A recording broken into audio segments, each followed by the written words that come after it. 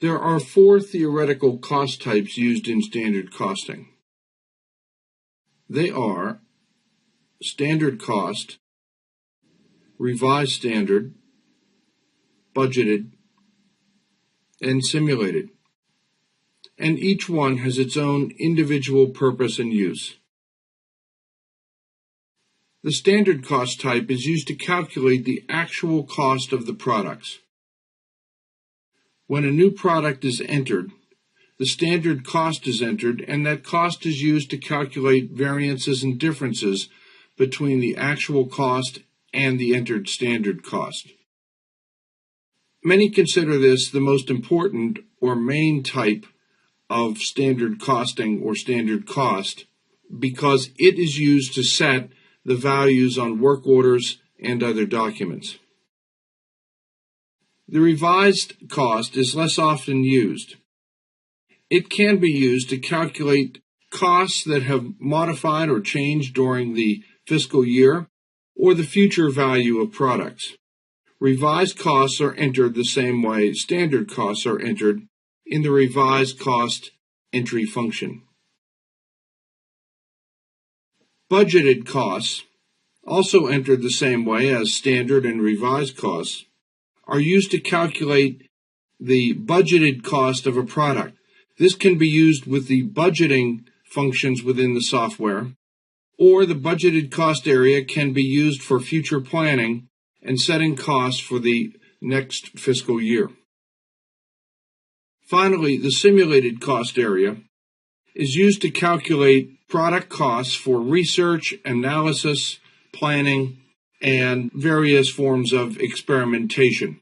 This is a good area to play in or consider your sandbox to test out theories and concepts about how various standard costs will change or be affected when other costs change, such as the cost of a raw material or a semi-finished good or even a labor rate. All of these costs are site-driven.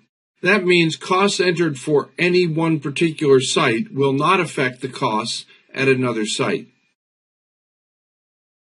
Product selection of these costs can be based on a unique product, all products, or a formula designed to filter for particular products to be costed. You can also select by fiscal year and start and end date. Finally, these costs can all be used to update BOMs, fixed cost, material cost, and overhead.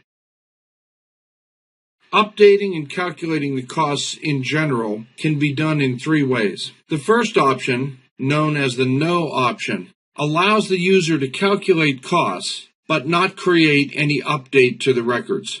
This would allow for a trial run to see what the costs may be if these figures or these settings were actually used in a cost update. When the user selects No, a report is normally printed out so that the user can examine what the costs would have been had they actually been used to update the standard cost, revised, budgeted, or simulated cost areas. It is also possible to calculate a standard cost, revised, budgeted, or simulated cost and defer the update. This is done once again to allow the user time and opportunity to examine what the impact of that update will be on the standard cost records. When the deferred selection is set and the standard cost calculation is run, standard cost records are written into a temporary area. After the user examines the printout and determines if the costs are desirable, the cost can then be updated using an update function and written into the standard, revised, budgeted, or simulated cost area, whichever area they were originally designed for. The final update method is immediate. When this method is chosen and costs are calculated, cost records of any of the four types being used are updated immediately. Let's take a look at the software to see where these cost types are entered and modified. To find the area where you can work on costs, go to the Common Data module, scroll to the Products block, and then find the area product costs. In this area, you will be able to modify standard cost, revise standard cost, budgeted, and simulated. Click on Simulated Standard Cost. You'll notice that this area is very similar to the standard cost entry function. It contains left list information,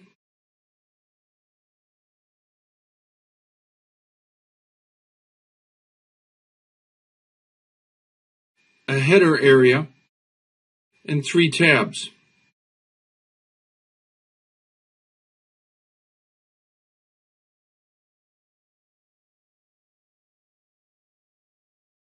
Entries in this area are performed the same way they are as in standard cost.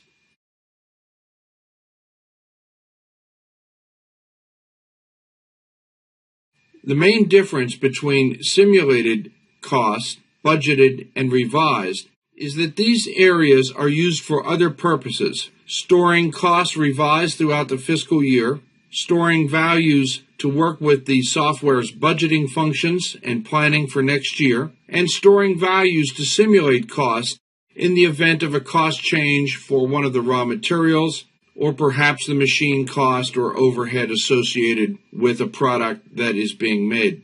By making changes to the simulated area, you can run the cost roll-up or cost calculation function without affecting the standard cost, which is the cost of record, which is being used to create purchase orders, work orders, and for any other transactions that may be created on the system, such as an inventory transfer or an inventory adjustment. When you're done entering and reviewing simulated costs, you can close the page. Remember to save your work if you made changes. And now you understand the theoretical cost types: standard, revised, budgeted, and simulated.